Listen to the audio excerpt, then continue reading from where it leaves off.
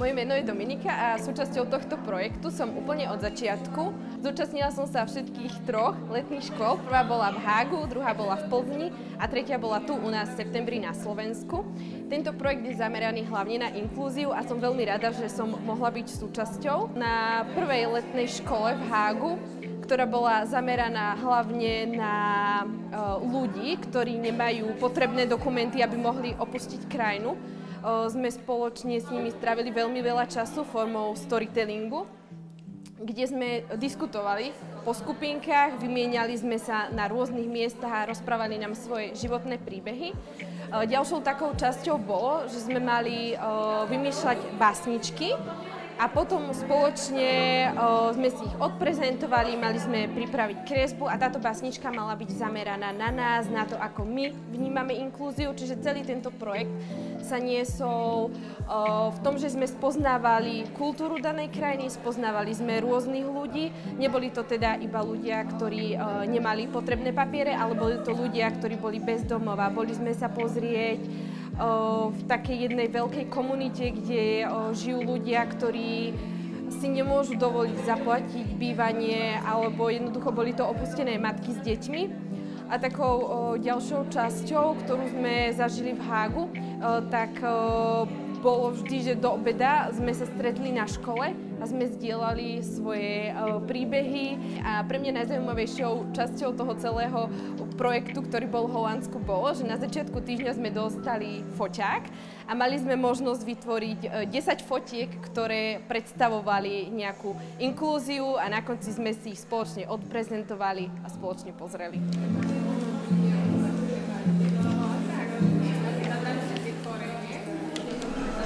Dobrý deň,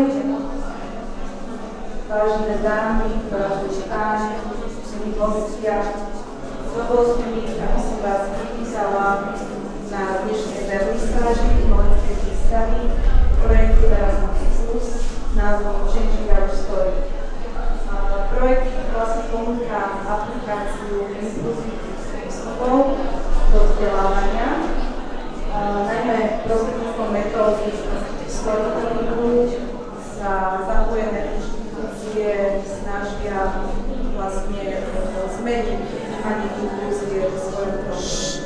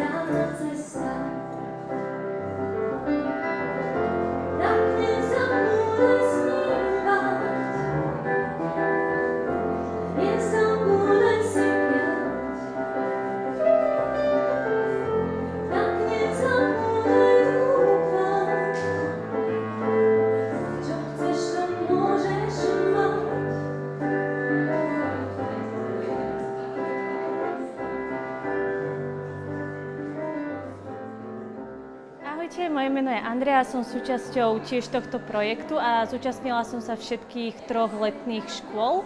Ja vám však idem porozprávať o jednej letnej škole, ktorá sa uskutočnila priamo v Plzni, kde sme sa venovali viacerým tematikám a problematikám. Počas prvého dňa sme sa venovali najmä univerzite a tomu, ako tam funguje inkluzívne vzdelávanie študentov, ktorí majú teda viaceré problémy a diskutovali sme teda hlavne o tom, ako im univerzita pomáha študovať napriek týmto problémom a zvládaním tieto problémy. Potom sme sa venovali napríklad aj študentom, ale aj celkovo ľuďom v Plzni, ktorí prišli z Ukrajiny. Konkrétne nám o tom rozprával jeden študent, ktorý sa teda týmto ľuďom venuje a poskytol nám trošku takú inú perspektívu a iný pohľad na túto problematiku. Takisto sme navštívili aj neziskovú organizáciu Tady a teď. Tá sa konkrétne zameriava na deti a ľudí, ktorí majú viaceré finančné problémy, napríklad dôsledkom toho, že sa ocitli v exekúciách.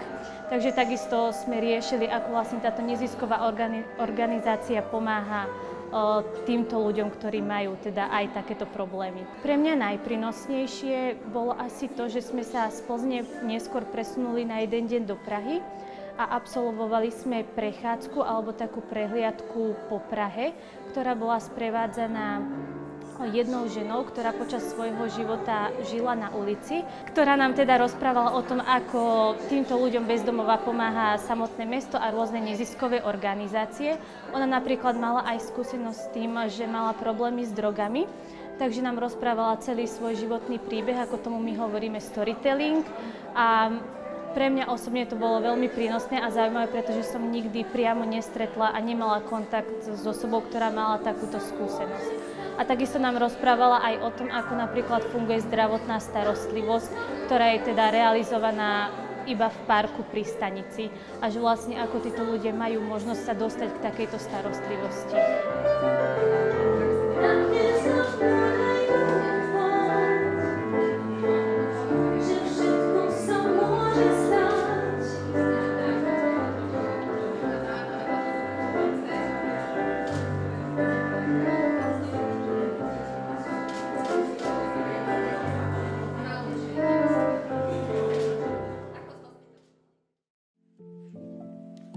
Začala tá vojna, tak prvé 2 mesiace boli také, že veľmi súdržné, že ešte ľudia boli takí, že jasné, pomôžeme všetko.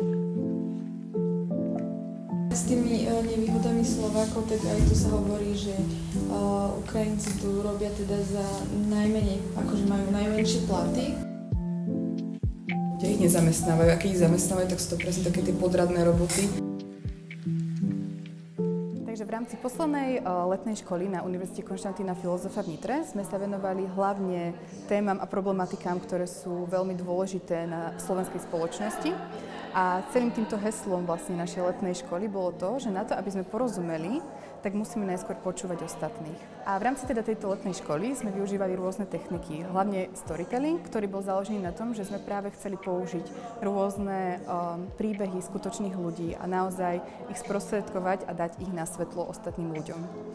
V rámci tohto sme navštívili počas letnej školy v Nitre Orechov dvor, ktorý slúži ako komunita rómskych občanov, kde sme sa teda venovali hlavne problematike inklúzie a integrácie rómskych detí vo vzdelávaní.